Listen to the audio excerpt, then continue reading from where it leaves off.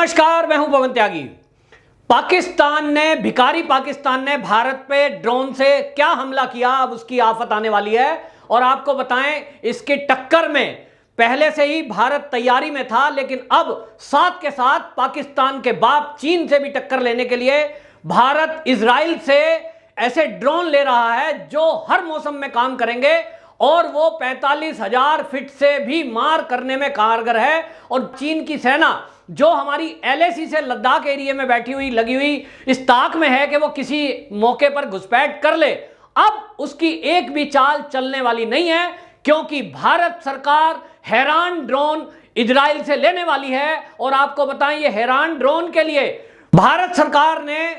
Emergency में इस drone के लिए सौदा किया है इजराइल से, और 500 करोड़ रुपए का ये सौदा पिछले साल यूं तो कर दिया गया था, लेकिन ये कोविड के टाइम में इसकी डिलीवरी नहीं हो पाई। लेकिन अब जब पाकिस्तान ने भारत से पंगा लिया है, तो अब इस इजराइल के हैरान ड्रोन के अलावा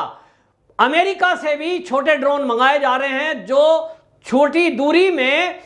एरिया में दुश्मन के घुसकर बाकायदा रियल टाइम के ऊपर काम करेंगे और किसी भी मौसम में और काफी ऊंची दूरी से सटीक टारगेट को मार गिराने में कामयाब हैं। तो अमेरिका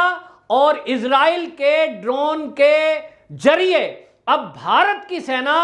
चीन और पाकिस्तान को इकट्ठा जवाब देने के लिए अपनी तैयारी कर चुकी है। हम आपको बताएं, ये जो हैरान ड्रोन है ये 30,000 फीट की ऊंचाई से GPS के जरिए रियल टाइम में काम करते हुए ये अपने लक्ष्य को टारगेट करता है। और इसके अंदर एंटी जैमर लगा हुआ है, यानी नीचे से अगर कोई इसको टारगेट करने की कोशिश करेगा या ट्रेस करने की कोशिश करेगा तो ये आपको बताएं, ये उसके पकड़ में भी नहीं आता है और अपने निशाने को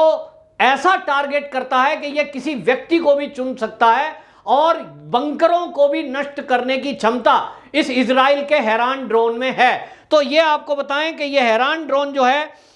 500 करोड़ रुपए का, ये भारत सरकार ने, आपने देखा होगा पिछली बार मोदी सरकार ने जब ये रक्षा सौदे की बात हुई थी तो उस समय सेना को लगभग 5,000 करोड़ रुपए इस बात के लिए दिए थे कि जब भी आपको देश की सेना और सुरक्षा के लिए कोई जरूरत पड़े तो आप सरकार की बिना इजाजत के इमरजेंसी में खरीद फरोख्त कर सकते हैं देश की सुरक्षा के लिए। और उसी फंड में से 500 करोड़ रुपए का इजराइल के ड्रोन का, हैरान ड्रोन का सौदा हुआ है। अब जब पाकिस्तान ने ड्रोन हमले की शुरुआत की, यूं तो आपको बताएं कि ड्रोन से कोई खास नुकसान भारत के एयरफोर्स स्टेशन में वो हो नहीं पाया, लेकिन कुल मिलाकर एक बम भी यदि हमारे एरिया में वो गिराने में कामयाब हुआ है तो भारत ने इसको गंभीरता से लिया है। पाकिस्तान ये भूल गया कि ये अब 2014 के पहले का भारत नहीं है। अब ये मोदी सरकार है, जो पहले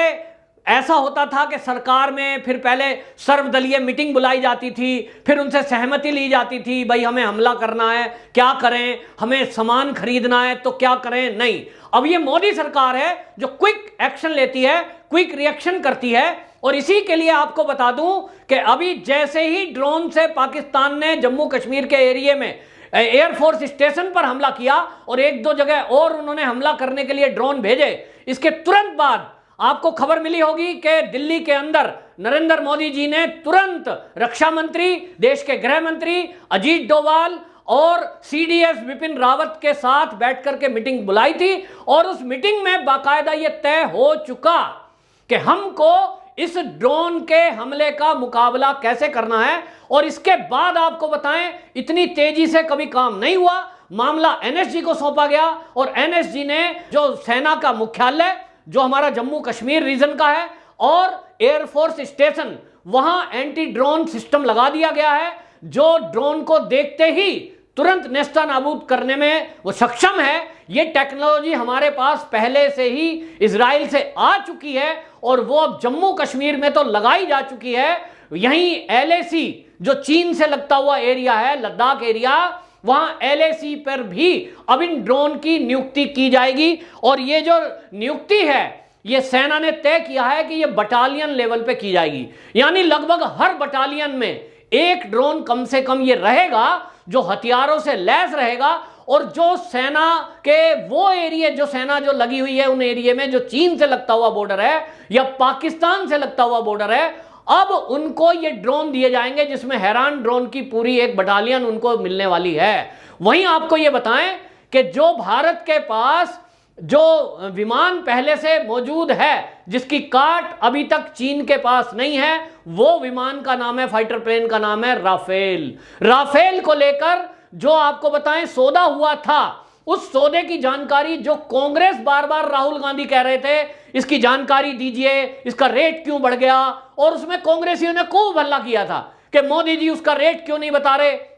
1600 करोड़ का हमने तय किया था, ये 3500 करोड़ में क्यों है। तो उसके बाद उसमें जो अपग्रेडेशन किया गया है, जो टेक्नोलॉजी थी, आपको एक सेना के बहुत पुराने ब्रिगेडियर हैं, उन्होंने राज की बात बताई। उन्होंने कहा कि ये जो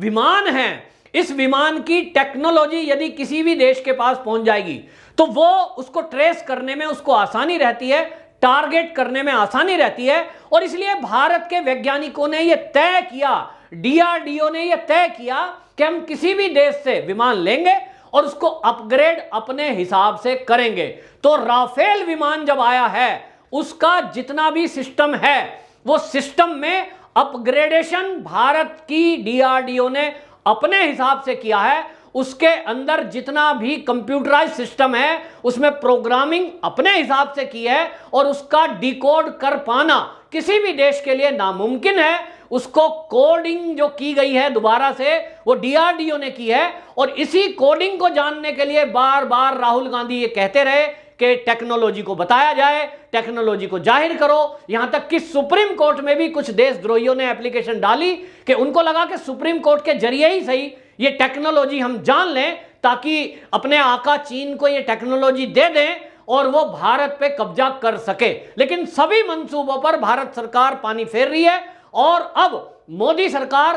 तुरंत फैसले ले रही है। अब अगले कुछ ही दिन में आपको बताएं, यदि पाकिस्तान ने ये हरकतें बंद नहीं की, निश्चित रूप से जिस तरह से पहले सर्जिकल स्ट्राइक किया गया था कि घर में घुस के मारा था, मोदी सरकार ने यह तय कर दिया है कि अब उसको करारा जवाब पीओके में भी दिया जाएगा, जहां से उसकी ड्रोन ब्रिगेड भारत के अंदर लगातार घुसपैठ करने की कोशिश कर रही है। यूं तो अभी तक पाकिस्तान की तरफ से छोटे खिलौने टाइप के ड्रोन आए हैं, लेकिन उसमें यह भी देखने में आया कि पाकिस्तान की ब्रिगेड में चीन ने ऐसे ड्रोन भी दे दिए हैं जो छोटी दूरी तक मिसाइल भी फेंक सकते हैं। यानी नुकसान करने की एक नीयत है, चुनाव को डिस्टर्ब करने की उसकी जम्मू कश्मीर की नीयत है, लेकिन कोई भी मंसूबा अब भारत सरकार सहन नहीं करेगी और कामयाब नहीं होने देगी। निश्चित रूप से इजराइल और अमेरिका से जो ये ड्रोन आ रहे हैं इमरजेंसी में, इनमें से कुछ खेप तो आ भी चुकी है और कुछ अभी आने बाकी हैं। इसके बाद